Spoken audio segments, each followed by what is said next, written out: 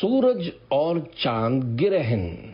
الحمدللہ رب العالمین والصلاة والسلام علی خاتم النبیین، اما بعد فاعوذ باللہ من الشیطان الرجیم، بسم اللہ الرحمن الرحیم۔ سورج اور چاند گرہن۔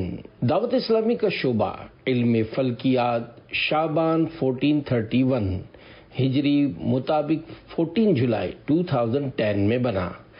الحمدللہ اس شعبے نے دنیا بھر کے 3500 شہروں کے اوقات نماز اور سحر و افطار کے نقشہ جات تیار کیے ہیں، اور دعوت اسلامی کی مجلس IT کے تعاون سے 20 سال قبل ایک سافٹ ویئر تیار کیا۔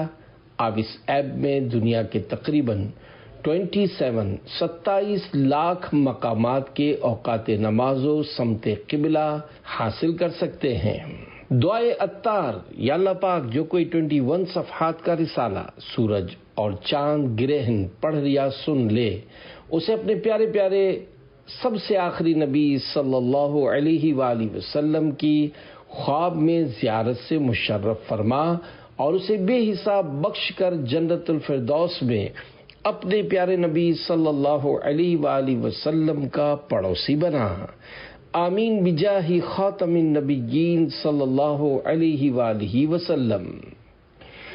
بارگاہ رسالت میں روزانہ حاضر ہو کر سلام عرض کرتے مسلمانوں کے چوتھے خلیفہ حضرت علی المرتضیٰ رضی اللہ عنہ فرماتے ہیں، میں ہر روز سحری کے وقت حضور صلی اللہ علیہ وآلہ وسلم کی بارگاہ میں حاضر ہوتا اور عرض کرتا، السلام علیکہ یا نبی اللہ، مصطفیٰ جان رحمت پہ لاکھوں سلام، شمع بزم ہدایت پہ لاکھوں سلام، صلو علی الحبیب صلی اللہ علی محمد۔ نبی کریم صلی اللہ علیہ وآلہ وسلم کی ظاہری زندگی مبارک میں سورج گرہن۔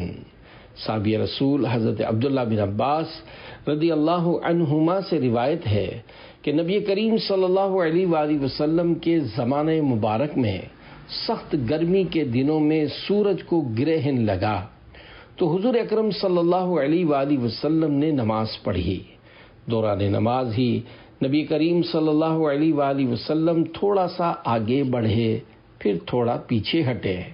نماز کے بعد صحابہ کرام علیہم رضوان نے عرض کی، یا رسول اللہ صلی اللہ علیہ وآلہ وسلم، ہم نے دیکھا کہ آپ صلی اللہ علیہ وآلہ وسلم اپنی جگہ سے کسی چیز کو پکڑ رہے تھے، پھر ہم نے دیکھا کہ آپ صلی اللہ علیہ وآلہ وسلم پیچھے ہٹے۔ اللہ پاک کی عطا سے غیب کی خبریں دینے والے پیارے پیارے آخری نبی صلی اللہ علیہ وآلہ وسلم نے ارشاد فرمایا، مجھے جنت دکھائی گئی تو میں اس میں سے ایک خوشہ توڑنے لگا، اگر میں اس خوشے کو توڑ لیتا تو تم رہتی دنیا تک اس میں سے کھاتے رہتے۔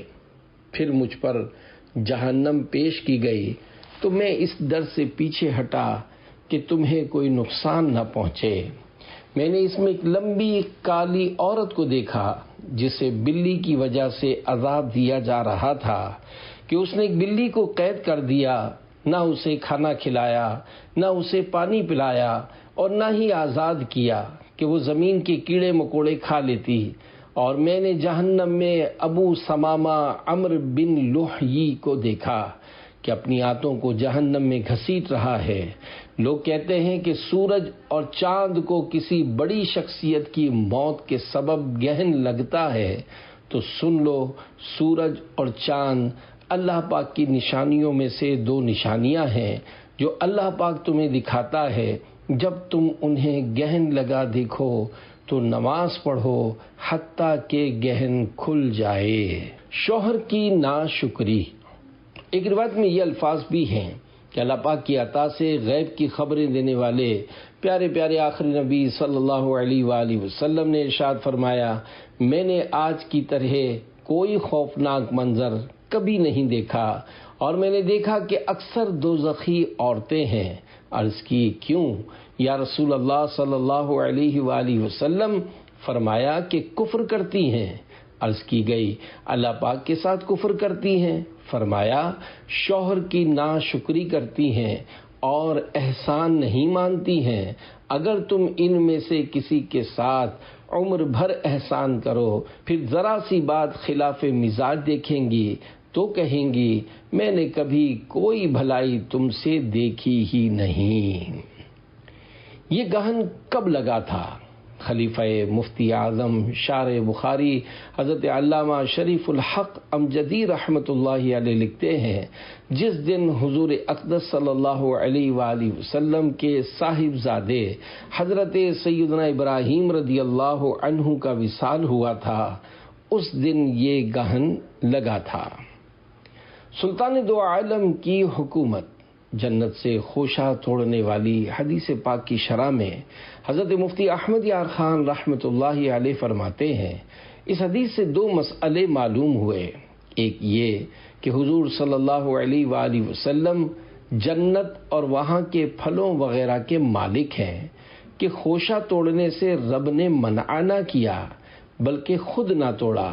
کیوں نہ ہو کہ رب کریم فرماتا ہے انا اعطیناک الکوثر، ترجمہ کنز ایمان، اے محبوب بے شک ہم نے تمہیں بے شمار خوبیاں عطا فرمائیں۔ اسی لیے حضور صلی اللہ علیہ وآلہ وسلم نے صحابہ کرام علیہم رضوان کو کوثر کا پانی بارہا پلایا۔ دوسرے یہ کہ حضور صلی اللہ علیہ وآلہ وسلم کو رب کریم نے وہ طاقت دی ہے کہ مدینے میں کھڑے ہو کر جنت میں ہاتھ ڈال سکتے ہیں اور وہاں تصرف کر سکتے ہیں۔ جن کا ہاتھ مدینے سے جنت میں پہنچ سکتا ہے کیا ان کا ہاتھ ہم جیسے گناہ گاروں کی دستگیری کے واسطے نہیں پہنچ سکتا؟ اور اگر یہ کہو کہ جنت قریب آ گئی تھی تو جنت اور وہاں کی نعمتیں ہر جگہ حاضر ہوئیں۔ بہرحال اس حدیث سے یا حضور علیہ الصلاۃ والسلام کو حاضر ماننا پڑے گا یا جنت کو۔ ہاتھ اٹھا کر ایک ٹکڑا اے کریم، ہے سخی کے مال میں حقدار ہم۔ حاجیوں کو ستانے والا۔ اوپر بیان کی گئی روایت میں حضور صلی اللہ علیہ وآلہ وسلم نے ایک عورت کو بلی پر ظلم کرنے کے سبب اور عمر بن لوحی نامی شخص کو دیکھا۔ یہ زمانہ جاہلیت میں ایک شخص تھا، اس کے پاس ایک چھڑی تھی جس سے وہ حاجیوں کی چیز چھڑی کی مونٹھ یعنی مڑے ہوئے سرے سے کھینچ لیا کرتا تھا۔ اگر حاجی کو پتہ چل جاتا کہ میری چیز کسی نے کھینچ لی تو کہہ دیتا کہ تمہاری چیز میری چھڑی کی مونٹھ سے لگ گئی اور اسے پتہ نہ چلتا تو یہ چیز اٹھا لے جاتا۔ اسے صاحب محجن کہتے ہیں۔ یہ بھی یاد رکھیے کہ بلا وجہ شرعی جانوروں کو تکلیف پہنچانا، مارنا ناجائز اور گناہ اور جہنم میں لے جانے والا کام ہے۔ والدین کو چاہیے کہ چھوٹے بچوں کو سمجھائیں جو خواہ چیونٹیوں، مکھیوں اور کتے بلیوں وغیرہ کو تکلیف پہنچا کر ان کی چیخ پکار یا تکلیف سے لطف اندوز ہوتے ہیں۔ میرے پیر و مرشد امیر اہل سنت حضرت علامہ مولانا محمد الیاس عطار قادری رضوی دامت برکاتہم العالیہ اپنے کلام میں بچوں کو کچھ یوں نصیحتیں فرماتے ہیں۔ مت کتے بلی کو مارو، تڑپیں گے بے چارے بچوں، کیڑوں کو بیکار نہ مارو، اچھے بچوں پیارے بچوں، چونٹی کو بیکار نہ مارو، اچھے بچوں پیارے بچوں، ہو جائے عطار کی بخشش، مل کے دعا دو سارے بچوں۔ صلو علی الحبیب صلی اللہ علی محمد۔ سب جہاں تیرے لیے ہے اور تو خدا کے واسطے۔ اللہ پاک کی مخلوقات میں غور و فکر کرنے میں عقل مندوں کے لیے نشانیاں ہیں۔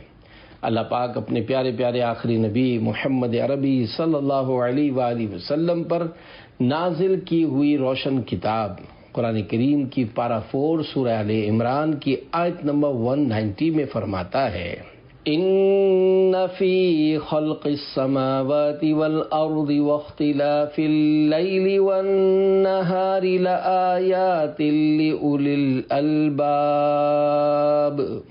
ترجمہ کنز الایمان۔ بے شک آسمانوں اور زمین کی پیدائش اور رات اور دن کی باہم بدلیوں میں نشانیاں ہیں عقل مندوں کے لیے۔ صوفیہ کرام رحمۃ اللہ علیہم فرماتے ہیں کہ ایک گھڑی کی فکر 1000 سال کے اس ذکر سے افضل ہے جو بغیر فکر کے ہو۔ سورہ رحمان میں ارشاد ہوتا ہے، پارہ 27 سورہ رحمان آیت 5، الشمس والقمر بحسبان۔ ترجمہ کنز الایمان۔ سورج اور چاند حساب سے ہیں۔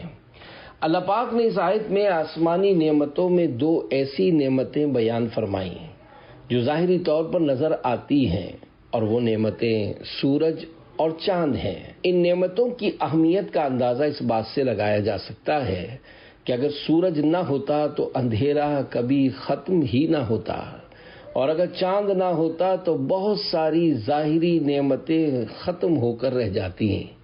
اور ان کا سب سے بڑا فائدہ یہ ہے کہ سورج اور چاند معین یعنی مقرر اندازے کے ساتھ اپنے اپنے بروج اور منازل میں حرکت کرتے ہیں، کیونکہ اگر سورج حرکت کرنے کے بجائے ایک ہی جگہ کھڑا رہے تو اس سے کوئی بھی فائدہ نہیں اٹھا سکتا، اور اگر اس کی گردش لوگوں کو معلوم نہ ہو تو وہ معاملات ٹھیک طرح سے سر انجام نہیں دے سکتے۔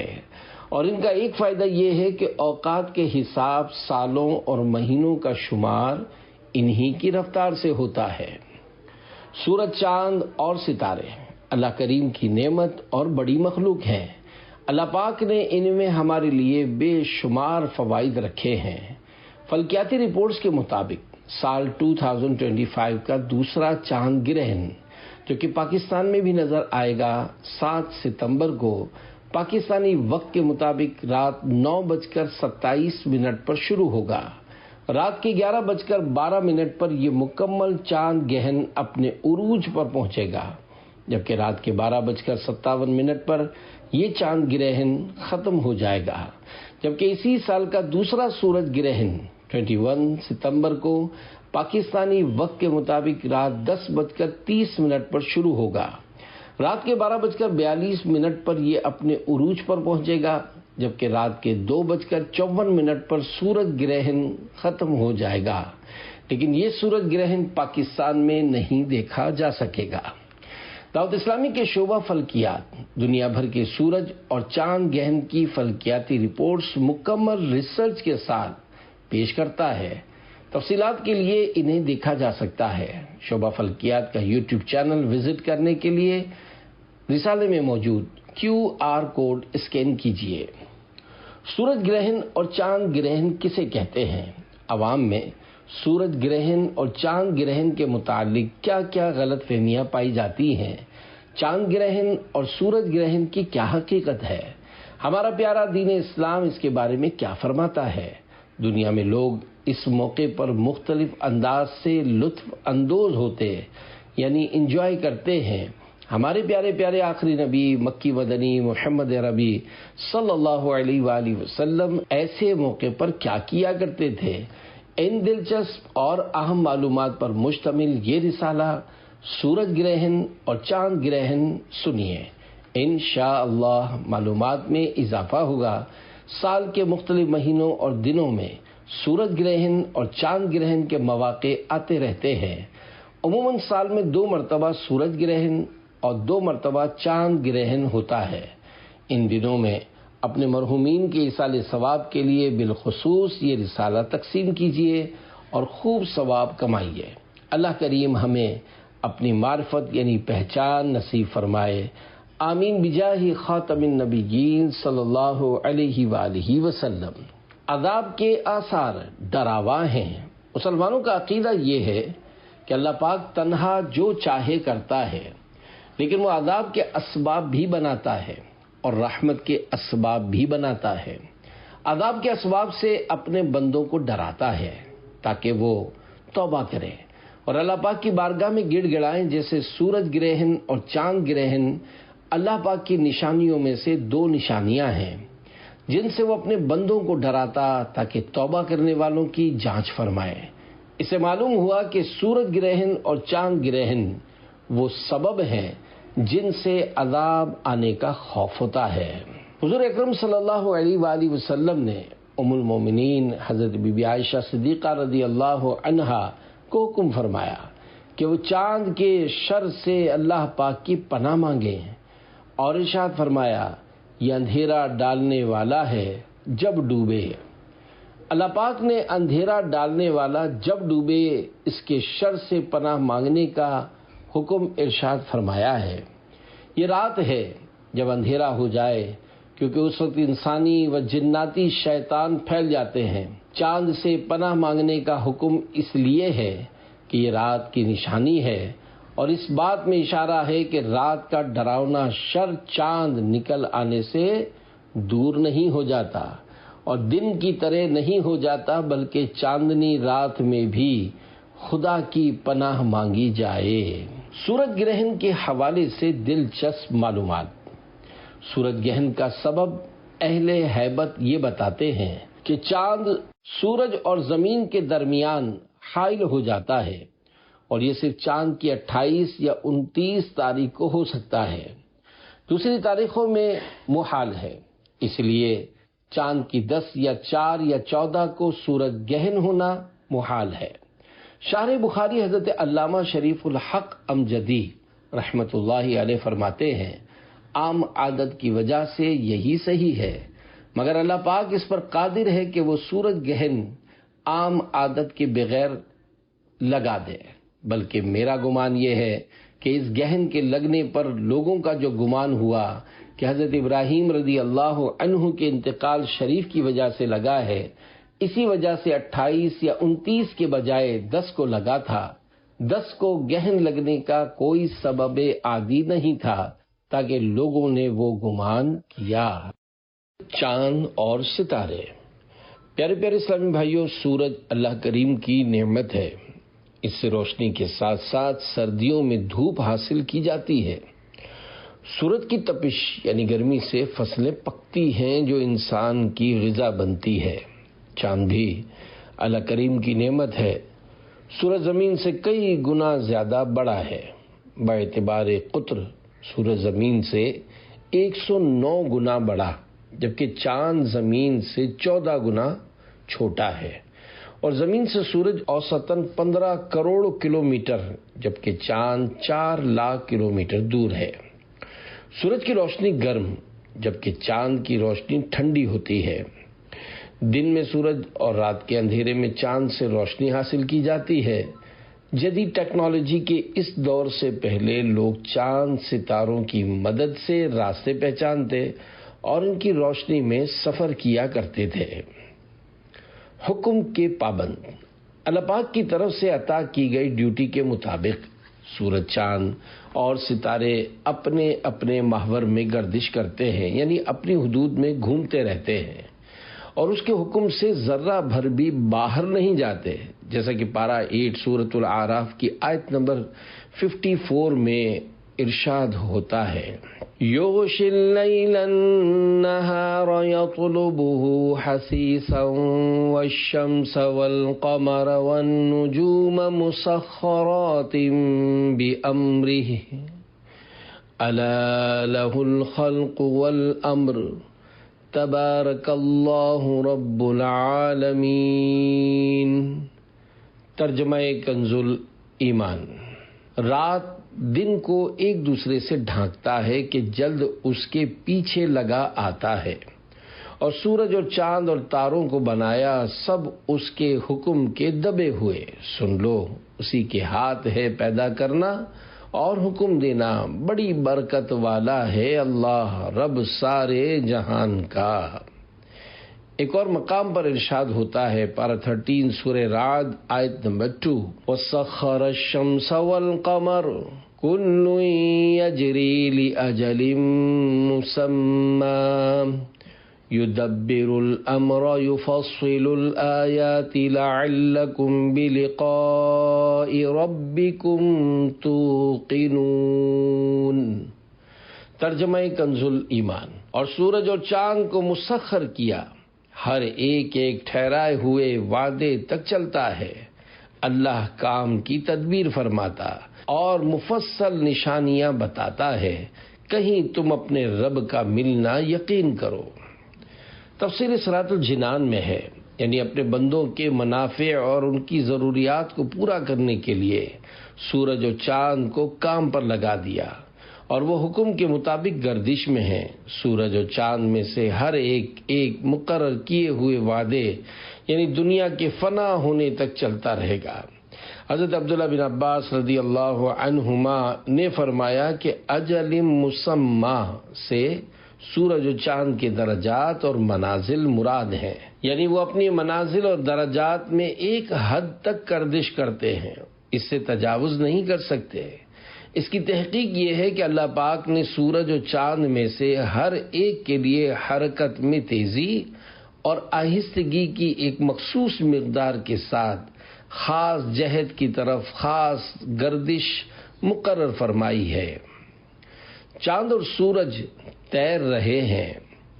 والذی خلق اللیل والنہار والشمس والقمر کل فی فلک یسبحون۔ ترجمہ کنز الایمان۔ اور وہی ہے جس نے بنائے رات اور دن اور سورج اور چاند، ہر ایک ایک گھیرے میں پیر یعنی تیر رہا ہے۔ یہ سب ایک گھیرے میں ایسے تیر رہے ہیں جیسے تیراک پانی میں تیرتا ہے۔ سورج خادم تو چاند ملازم۔ ہمارے آقا و مولا محمد مصطفیٰ صلی اللہ علیہ وآلہ وسلم باعطائے پروردگار دونوں جہانوں میں مالک و مختار ہیں، اور چاند سورج آپ کے تابع فرمان یعنی فرما بردار ہیں۔ میرے آقا امام اہل سنت امام احمد رضا خان رحمۃ اللہ علیہ اپنے نعتیہ کلام میں عرض کرتے ہیں، تیری مرضی پا گیا سورج پھرا الٹے قدم، تیری انگلی اٹھ گئی ماہ کا کلیجہ چر گیا۔ شرح کلام رضا۔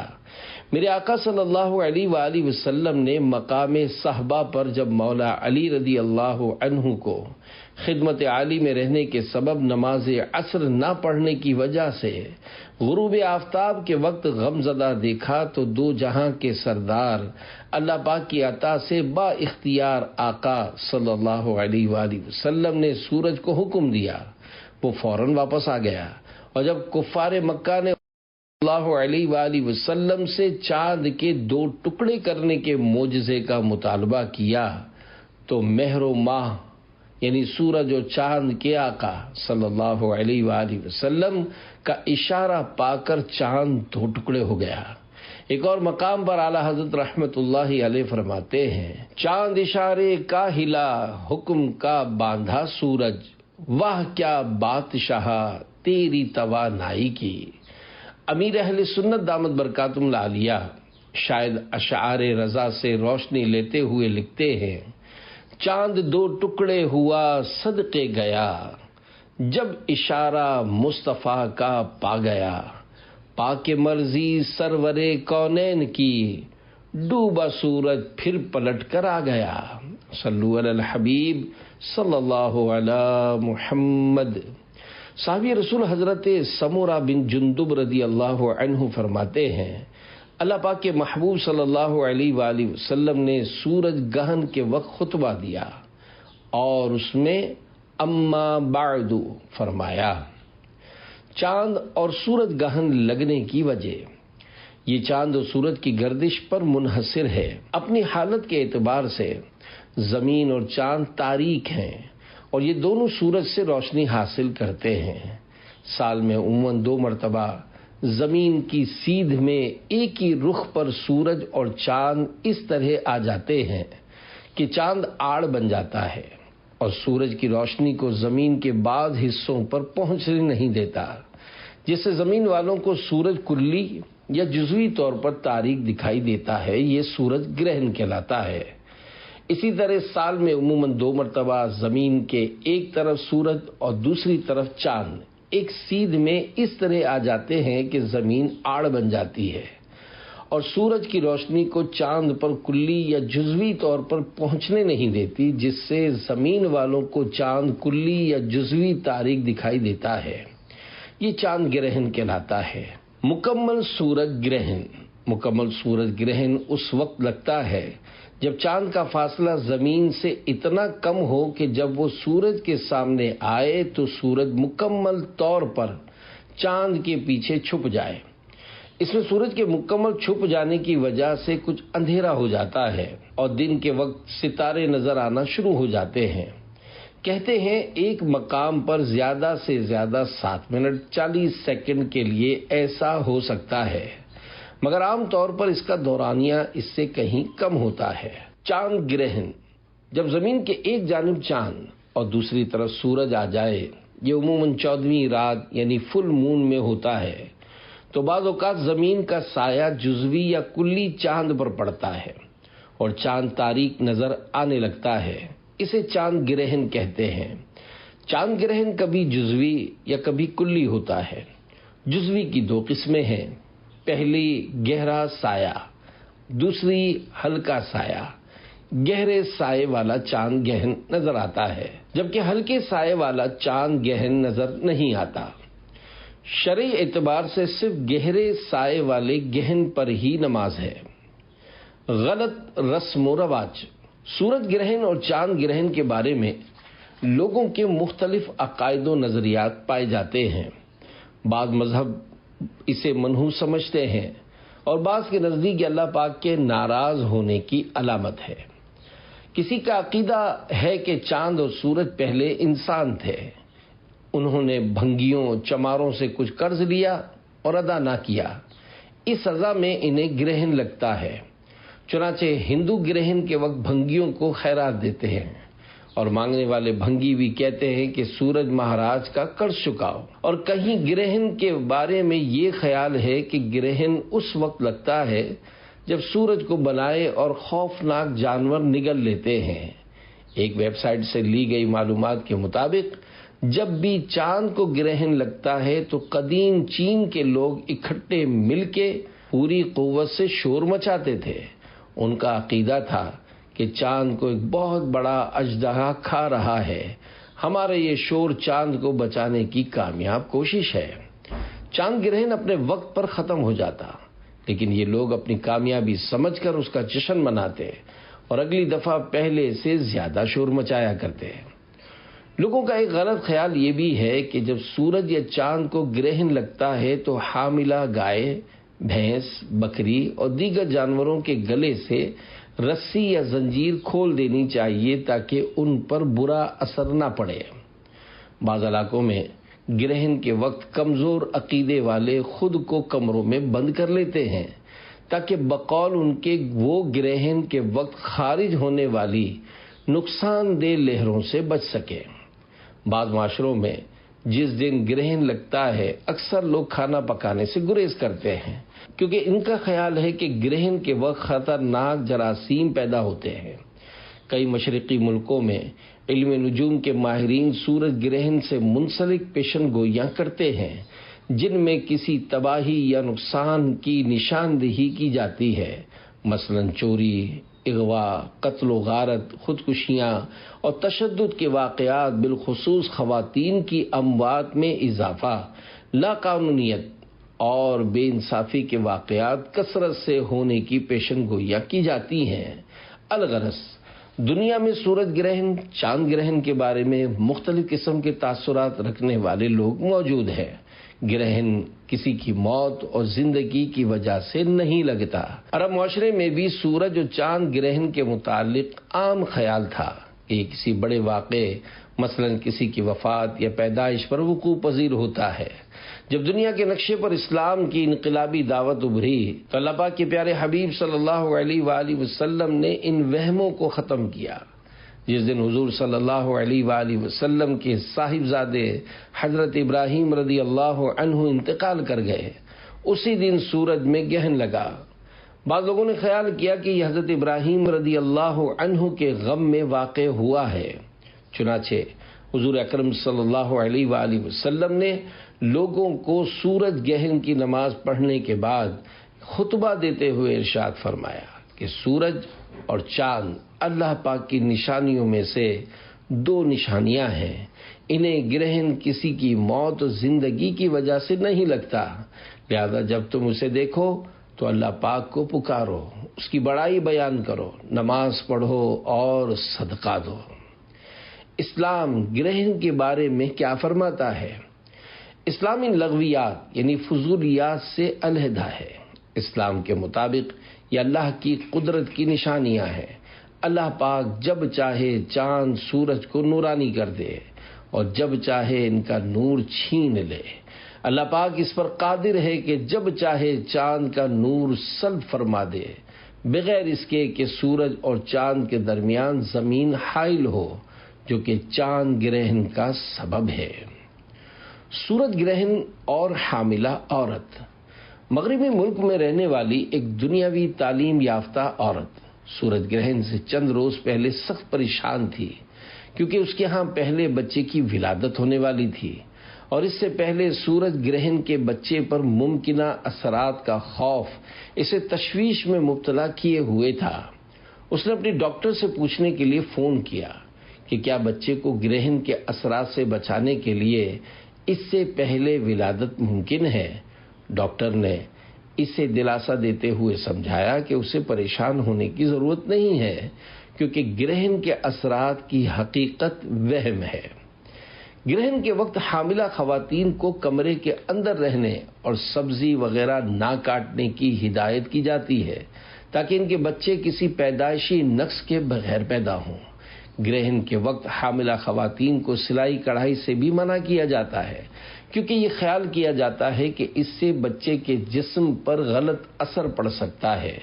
آئیے امیر اہل سنت سے کیے گئے ایک سوال کی روشنی میں معلوم کرتے ہیں کہ کیا واقعی سورج گرہن کے اثرات کا حاملہ عورت پر کچھ اثر پڑتا ہے یا نہیں۔ سوال: کیا حاملہ عورت یا اس کی اولاد پر سورج گرہن یا چاند گرہن کا کوئی اثر پڑتا ہے؟ جواب: یہ بات مشہور ہے کہ اگر عورت چاند گرہن میں قینچی چلائے گی تو بچے کے ہونٹ کٹ جائیں گے یا فلاں معاملہ ہو جائے گا وغیرہ۔ یاد رکھیے، اس طرح کے جو بھی معاملات ہیں شریعت ان کی حوصلہ افزائی نہیں کرتی۔ البتہ کبھی ایسا بھی ہوتا ہے کہ کسی کے ہاں اتفاق سے کوئی ہونٹ کٹا بچہ پیدا ہو جاتا ہے تو کہتے ہیں کہ اس کی ماں نے چاند گرہن میں قینچی چلائی تھی، حالانکہ اس کی کوئی شرعی حقیقت نہیں ہے۔ سورج گرہن اور چاند گرہن کے وقت کیا کرنا چاہیے؟ قرآن و حدیث کی روشنی میں یہ پتہ چلا کہ سورج گرہن ہو یا چاند گرہن، یہ مواقع لطف اندوز ہونے یا جشن منانے کے نہیں ہیں۔ بعض لوگ سورج گرہن کا مخصوص شیشوں کے ذریعے نظارہ کرنے کے لیے جمع ہوتے ہیں۔ ڈاکٹروں کا کہنا ہے کہ گرہن کے وقت سورج کو براہ راست دیکھنے سے آنکھ کی بینائی بھی جا سکتی ہے۔ ہمیں چاہیے کہ ایسے موقع کو گناہوں اور غفلت میں گزارنے کے بجائے دوڑ کر اللہ پاک کو یاد کریں، گناہوں سے سچی توبہ کر کے راہ سنت پر چلنے کا پکا ارادہ کریں۔ قیامت کے لیے سور پھونکے جانے والے وقت کو یاد کریں کہ جب چاند، سورج اور ستارے بے نور ہو جائیں گے۔ سورج گرہن چاند گرہن کی نماز ادا کریں۔ سورج گرہن کی نماز کو نماز کسوف اور چاند گرہن کی نماز کو نماز خسوف کہا جاتا ہے۔ کسوف کے معنی ہے حالت کا بدلنا اور خسف کا معنی ہے دھس جانا۔ اصطلاح میں چاند گرہن کو خسوف اور سورج گرہن کو کسوف کہتے ہیں، کیونکہ اس وقت چاند سورج دھنسا ہوا محسوس ہوتا ہے۔ فقہاء کرام سورج گرہن کو کسوف اور چاند گرہن کو خسوف کہتے ہیں، مگر ایک کا دوسرے میں استعمال بھی حدیث پاک میں آیا ہے۔ دعا و استغفار کیجیے۔ صحابی رسول حضرت ابو موسیٰ اشعری رضی اللہ عنہ سے روایت ہے کہ نبی کریم صلی اللہ علیہ وآلہ وسلم کے مبارک زمانے میں ایک مرتبہ آفتاب میں گرہن لگا۔ حضور صلی اللہ علیہ وآلہ وسلم مسجد میں تشریف لائے اور بہت طویل قیام و رکوع و سجود کے ساتھ نماز پڑھی کہ میں نے کبھی ایسا کرتے نہ دیکھا، اور یہ فرمایا اللہ پاک کسی کی موت و حیات کے سبب اپنی یہ نشانیاں ظاہر نہیں فرماتا، لیکن ان سے اپنے بندوں کو ڈراتا ہے، لہذا جب ان میں سے کچھ دیکھو تو ذکر و دعا و استغفار کی طرف گھبرا کر اٹھو۔ ایک اور حدیث پاک میں ہے کہ صحابی رسول حضرت سمرہ بن جندب رضی اللہ عنہ فرماتے ہیں حضور صلی اللہ علیہ وآلہ وسلم نے گہن کی نماز پڑھائی، ایک سے زیادہ بار گہن کی نمازیں پڑھائیں۔ پیارے آقا مدینے والے مصطفیٰ صلی اللہ علیہ وآلہ وسلم نے مدینہ پاک میں ایک سے زیادہ بار گہن کی نماز پڑھائی ہیں، جیسا کہ مختلف روایات سے ظاہر ہوتا ہے۔ نیز ایک بار مکہ پاک میں زمزم شریف کے سائبان میں بھی گہن کی نماز ادا فرمائی ہے۔ حضرت عبد الرحمن بن سمرہ رضی اللہ عنہ فرماتے ہیں میں حضور صلی اللہ علیہ وآلہ وسلم کی زندگی میں مدینے میں تیر اندازی کر رہا تھا کہ سورج گرہن ہو گیا۔ میں نے تیر پھینک دیے اور سوچا کہ رب کی قسم میں دیکھوں گا کہ سورج گہن میں آپ صلی اللہ علیہ وآلہ وسلم کو کیا واقعہ پیش آیا۔ میں وہاں آیا تو آپ صلی اللہ علیہ وآلہ وسلم نماز میں ہاتھ اٹھائے ہوئے کھڑے تھے۔ آپ تسبیح، تہلیل و تکبیر اور حمد کہہ رہے تھے، دعا مانگ رہے تھے، حتیٰ کہ سورج سے گرہن کھل گیا۔ جب گرہن کھل گیا تو آپ نے 2 سورتیں پڑھیں اور 2 رکعت نماز ادا کی۔ حضرت عبد الرحمن بن سمرہ رضی اللہ عنہ نے حضور صلی اللہ علیہ وآلہ وسلم کو نماز کی حالت میں پایا۔ آپ صلی اللہ علیہ وآلہ وسلم نے پہلی رکعت گہن کی حالت میں اور دوسری رکعت گہن کے کھلنے کے بعد ادا فرمائی۔ شرح حدیث پاک کے اس حصے میں دیکھوں گا کہ سورج گہن میں رسول اللہ صلی اللہ علیہ وسلم کو کیا واقعہ پیش آیا کے تحت مفتی احمد یار خان نعیمی رحمۃ اللہ علیہ لکھتے ہیں، یعنی حضور صلی اللہ علیہ وآلہ وسلم اس وقت کیا کر رہے ہیں تاکہ میں خود بھی وہ عمل کیا کروں اور لوگوں کو تبلیغ بھی کروں۔ خلاصہ یہ ہے کہ حضور صلی اللہ علیہ وآلہ وسلم نے نماز گرہن میں دیر تک تسبیح و تہلیل وغیرہ کی، پھر سورہ فاتحہ وغیرہ پڑھ کر رکوع سجدہ وغیرہ کر کے سلام پھیر دیا۔ احکام شرع پر مجھے دے دے عمل کا شوق، پہ کر خلوص کا بنا یا رب مصطفیٰ، صلو علی الحبیب صلی اللہ علی محمد۔ خوب سے خوب نیکیاں کرنے کا وقت۔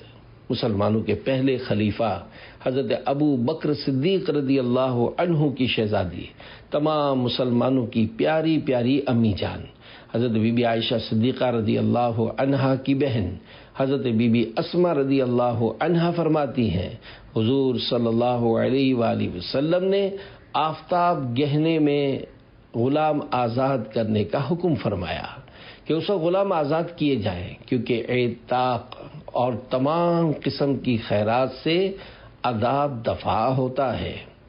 امام بدر الدین عینی رحمۃ اللہ علیہ اس حدیث پاک کی شرح میں لکھتے ہیں سورج گرہن میں غلام آزاد کرنا مستحب ہے اور اس کا سبب لوگوں کو بھلائی کے کاموں کا شوق دینا ہے۔ امام ابن بطال رحمۃ اللہ علیہ فرماتے ہیں بے شک اللہ پاک بندوں کو اپنی نشانیوں کے ذریعے ڈراتا ہے تاکہ وہ نیک اعمال کر کے اللہ پاک کا قرب حاصل کرے، جیسا کہ اس موقع پر نماز، غلام آزاد کرنے اور صدقہ و خیرات کرنے کی ترغیب دلائی گئی ہے۔ تو ڈر اپنا عنایت کر، رہیں اس ڈر سے آنکھیں تر، مٹا خوف جہاں دل سے، مٹا دنیا کا غم مولا، صلو علی الحبیب صلی اللہ علی محمد۔ مسائل فقہیہ بہر شریعت کے چوتھے حصے سے سورج اور چاند گرہن کے متعلق کچھ دینی مسائل۔ نمبر 1، سورج گہن کی نماز سنت مؤکدہ ہے اور چاند گہن کی مستحب۔ سورج گہن کی نماز جماعت سے پڑھنی مستحب ہے اور تنہا تنہا بھی ہو سکتی ہے، اور جماعت سے پڑھی جائے تو خطبے کے سوا تمام شرائط جمعہ اس کے لیے شرط ہیں۔ وہی شخص اس کی جماعت قائم کر سکتا ہے جو جمعہ کی کر سکتا ہے، وہ نہ ہو تو تنہا پڑھیں گھر میں یا مسجد میں۔ نمبر 2، گہن کے وقت نماز اسی وقت پڑھیں جب آفتاب گہنا ہو، گہن چھوٹنے کے بعد نہیں، اور گہن چھوٹنا شروع ہو گیا مگر ابھی باقی ہے اس وقت بھی شروع کر سکتے ہیں، اور گہن کی حالت میں اس پر ابر آ جائے جب بھی نماز پڑھیں۔ نمبر 3، ایسے وقت گہن لگا کہ اس وقت نماز ممنوع ہے تو نماز نہ پڑھیں بلکہ دعا میں مشغول رہیں، اور اسی حالت میں ڈوب جائے تو دعا ختم کر دیں اور مغرب کی نماز پڑھیں۔ میرے آقا اعلی حضرت امام احمد رضا خان رحمۃ اللہ علیہ فرماتے ہیں، اگر سورج گرہن عصر کے بعد یا نصف النہار کے وقت لگے تو لوگ دعا کریں گے اور نماز نہیں پڑھیں گے، یعنی اس وجہ سے کہ ان دو وقتوں میں نفل پڑھنا مکروہ ہے۔ نمبر 4، یہ نماز اور نوافل کی طرح 2 رکعت پڑھیں، یعنی ہر رکعت میں 1 رکوع اور 2 سجدے کریں، نہ اس میں اذان ہے نہ اقامت، نہ بلند آواز سے قرات، اور نماز کے بعد دعا کریں یہاں تک کہ آفتاب کھل جائے، اور 2 رکعت سے زیادہ بھی پڑھ سکتے ہیں، خواہ 2 رکعت پر سلام پھیریں یا 4 پر۔ نمبر 5، اگر لوگ جمع نہ ہوئے تو ان لفظوں الصلاۃ جامعۃ سے پکاریں۔ 6، افضل یہ ہے کہ عیدگاہ یا جامع مسجد میں اس کی جماعت قائم کی جائے، اور اگر دوسری جگہ قائم کریں جب بھی حرج نہیں۔ 7، اگر یاد ہو تو سورہ بقرہ اور آل عمران کی مثل بڑی بڑی صورتیں پڑھیں، اور رکوع سجود میں بھی طول دیں یعنی لمبا کریں، اور بعد نماز دعا میں مشغول رہیں یہاں تک کہ پورا آفتاب کھل جائے، اور یہ بھی جائز ہے کہ نماز میں تخفیف کریں، یعنی عام معمول کے مطابق پڑھیں، لمبی نہ کریں، اور دعا میں طول یعنی دعا دیر تک مانگیں، خواہ امام قبلہ رو دعا کرے یا مقتدیوں کی طرف منہ کر کے کھڑا ہو، اور یہ بہتر ہے کہ سب مقتدی آمین کہیں۔ اگر دعا کے وقت عصا یا کمان پر ٹیک لگا کر کھڑا ہو تو یہ بھی اچھا ہے، دعا کے لیے ممبر پر نہ جائے۔ 8، سورج گہن اور جنازہ کا اجتماع ہو تو پہلے جنازہ پڑھیں۔ 9، چاند گہن کی نماز میں جماعت نہیں، امام موجود ہو یا نہ ہو، بہرحال تنہا پڑھیں، امام کے علاوہ 2-3 آدمی جماعت کر سکتے ہیں۔ امیر اہل سنت نے سورج گرہن کی جماعت کروائی۔ امیر اہل سنت کی خدمت میں دوران مدنی مذاکرات چند بار سورج گرہن لگنے کا تذکرہ ہوا۔ ایک مرتبہ آپ نے فرمایا، زہ نصیب عالمی مدنی مرکز فیضان مدینہ میں جماعت قائم کر لے، قرب و جوار کے اسلامی بھائی آ جائیں گے، نیز طلباء کرام اور اساتذہ کرام کی اچھی خاصی تعداد بھی ہمارے پاس ہے تو جماعت ہو جائے گی۔ بہت پرانی بات ہے، مجھے یاد پڑتا ہے کہ جن دنوں میں نور مسجد میں امامت کرتا تھا ان دنوں میں سورج گہن کی نماز کی جماعت قائم کی ہے، باقی مسجدوں میں ایسا سنا نہیں ہے اور اس کا رواج بھی نہیں ہے۔ مساجد کی کمیٹیاں اور جو امام صاحبان مجھے سن رہے ہیں وہ سورج گرہن کی نماز کی جماعت کی ترکیب کریں۔ ایسا ضروری نہیں کہ 1000 آدمی ہوں تبھی جماعت ہوگی، ورنہ نہیں، 10 یا 20 ہوں تب بھی جماعت قائم کریں۔ قبولیت کا دار و مدار تھوڑے یا زیادہ پر نہیں، اخلاص پر ہے، اس لیے مہربانی کر کے جماعت کروائیں کیونکہ جماعت افضل ہے۔ چاہیں تو علماء کرام سے مشورہ بھی کر لیں۔ اس کی جماعت کے لیے آپ کو ٹائم کا اعلان کرنا پڑے گا، بھلے جماعت سے پہلے سورج گہن کے مسائل اور روایتیں بیان کریں، اس دوران لوگ جمع ہو جائیں گے، پھر آپ نماز پڑھیں اور اللہ کی بارگاہ میں گڑ گڑا کر دعا کریں، اس سے فائدہ ہی ہوگا کیونکہ یہ نیکی اور عبادت کا کام ہے۔ پاکستان سے باہر والے بھی اپنے اپنے ملکوں میں وہاں کے وقت کے حساب سے ترکیب بنا کر مساجد میں ضرور سورج گہن کی جماعت قائم کریں، اور جب بھی ایسا معلوم ہوا کریں ہر بار ایسا ہی کیا کریں۔ اللہ کریم توفیق عطا فرمائے، آمین بجاہ خاتم النبیین صلی اللہ علیہ وآلہ وسلم۔ الحمدللہ 18 صفر شریف 1445 کو اس رسالے پر کام مکمل ہوا۔ اللہ کریم اس کو اپنی بارگاہ میں قبول فرما کر دائمی رضامندی کا ذریعہ بنا دے. آمین بجاہ خاتم النبیین صلی اللہ علیہ وآلہ وسلم.